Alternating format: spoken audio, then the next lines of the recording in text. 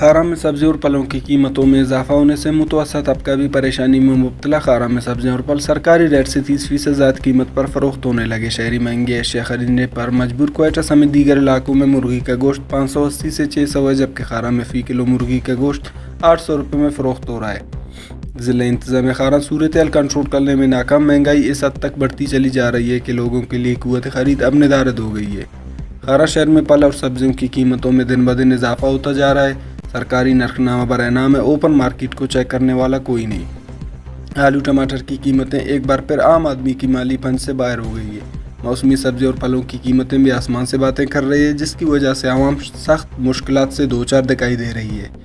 खारा के समाजी हलकों ने डिप्टी कमिश्नर खारान और असिस्टेंट कमिश्नर खारान से मुतालबा किया है कि खारा में ग्रांड फरोशों को जुर्माना और हिदायत की जाए ताकि अशिया खुर्दनोश की कीमतों को कंट्रोल और आवाम को ज़्यादा से ज़्यादा रिलीफ मिल जाए। सलमान बलोच, गिदरोशिया पॉइंट, खारान। मज़ीद दिलचस्प मालूमात और खबरों से आगाह होने के लिए Gedrosia point Facebook page, Instagram, Twitter को फॉलो और यूट्यूब चैनल को सब्सक्राइब करें। बेल आइकॉन बटन दबाना ना भूलें